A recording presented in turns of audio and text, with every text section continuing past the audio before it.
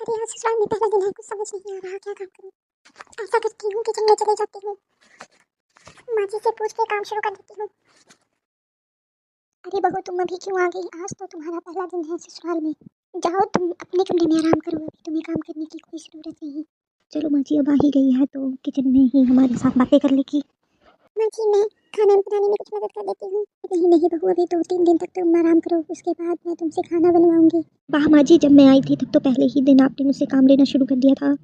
अरे बहू एक चाय ही तो बनवाई थी, उसके बाद तो तुम्हें घूमने के लिए बाहर भेज दिया था। राहुल को छुट्टी नहीं है तो ये दोनों तो घूमने भी नहीं जा सकते, तो कम से कम चाय तो बना ही सकती है ना।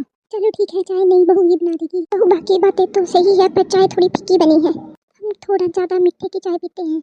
चाय तो बड़ी बहू ही स्वादिष्ट बनाती है। कोई बात नहीं माँ जी, अगली बार से मैं भी पूरा ध्यान रखूंगी।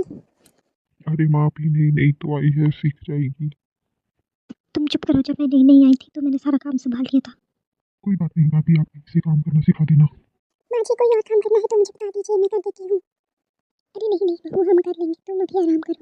अरे माँ आप तो फिर से चाय पीने लगी। तुम क्या ही करें, तुम्हारी पत्नी को तो चाय बनानी नहीं आती, सारी चाय फेंकनी पड़ी। अब बड़ी बहू ने फिर से चाय बनाई है। मैंने तो सोचा था देवरानी आएगी तो मेरे काम में कुछ मदद हो जाएगी, पर इसे तो कुछ काम ही नहीं आता। पता नहीं खाना भी बनाना आता है या नहीं। कोई बात नहीं माँ, आप सिखा दीजिएगा, धीरे धीरे सीख जाएगी। अरे मैंने उसे बोला कि अपने कमरे में जाके रेस्ट कर ले, तो वो तो सच्ची में चली गई।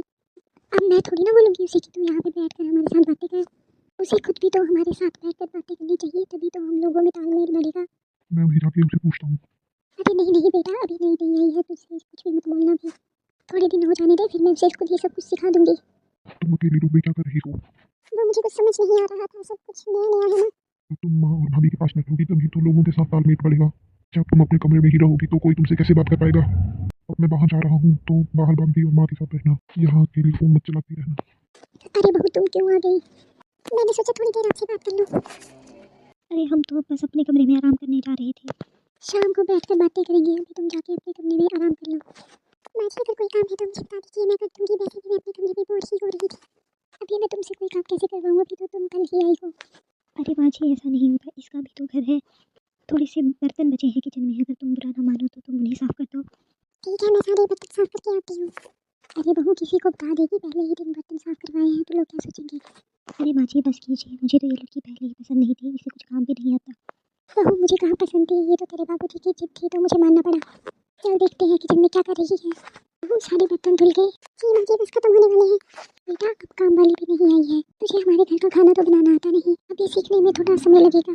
तो मैं सोच रही थी तुम कुछ कपड़े साफ कर दो। जी माँ जी इसके बाद कर दूँगी। हाँ खाना मैं खुद ही बना दूँगी, वैसे भी सभी को मेरे हाथ का खाना पसंद है। बहुत सारे कपड़े धुल गए ना? जी माँ जी सारे बाहर सूखने भी डाल दिए हैं। अरे तुम तो हर एक काम में बहुत ही परफेक्ट हो। कुछ और काम है, मैं खाना बना दूँ? अरे नहीं नहीं तुम थक गई होगी, तुम जाके अपने कमरे में रेस्ट कर लो। वैसे भी सारा काम खत्म हो गया है, अब 1 घंटे बाद सभी को रात का खाना खिलाना है बस। अरे मैंने कभी नहीं देखा किसी को नई बहू से कपड़े दिलवाते। चलो कोई बात नहीं, अगर थोड़ा काम कर दूंगी तो शायद ये सब खुश हो जाएंगे। माँ जी मुझे लगता है आज पहले दिन ही इन दोनों का झगड़ा हो गया। होने दो झगड़ा, वैसे भी मुझे ये बिल्कुल पसंद नहीं थी। थोड़ी सी सुंदर क्या है, अपने आप को कुछ एक्स्ट्रा ही स्मार्ट समझती है। अगर मेरे हिसाब से नहीं चलेगी तो इस घर में रहने भी नहीं दूंगी। चलो बेटा खाना परोस दो। माँ जी खाना मैं परोस देती हूँ। नहीं नहीं जब मैंने इतना सारा खाना बना लिया तो मैं परोस भी लूँगी, तुम चिंता मत करो। दीदी आपने ही तो मुझे कहा था कि तुम बर्तन साफ कर ले, मैं खाना बना दूंगी। तुम नई नई आई हो, मैं तुम्हें थोड़ी ना बोलूँगी कि तुम ये काम करो वो काम करो, तुम खुद अपनी मर्जी से भी तो कुछ काम कर सकती हो। शायद इसके माँ बाप ने इसको कुछ सिखाया ही नहीं है। सुबह की चाय पीकर वैसे ही मैं डर गई हूँ बहू, खाना तो मैं तेरे हाथ का ही खाऊंगी। मैं इसे सिखा दूंगी, धीरे धीरे सीख जाएगी तो यही काम किया करेगी। पर माँ जी आपने तो मेरे हाथ का खाना खाया ही नहीं, फिर भी आप सुबह से मुझे सुनाई जा रही हैं। और रही चाय की बात, तो हर घर में अलग प्रकार की चाय बनती है, सभी का टेस्ट अलग अलग होता है।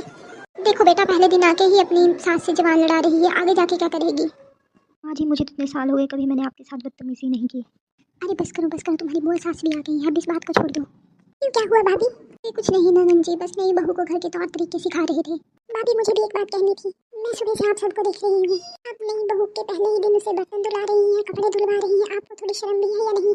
आज पहले ही दिन तो ससुराल आई है। वो बहन जिसको खाना बनाना नहीं आता ना, तो मैंने सोचा मैं बर्तन ही धुलवा लेती हूँ। उन्हें क्या कोई खाना बनाया?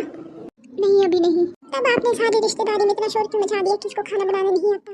जी भाभी हर घर में अलग प्रकार का खाना बनता है और उसको सीखने में बहुत समय भी लगता है, और आप अपना समय भूल गए जब पहले ही दिन आपको चपाती भी बनाने नहीं आई थी। मैंने आपका कितना साथ दिया था, खुद चपाती बनाकर आपको माँ की डांट से बचाया था।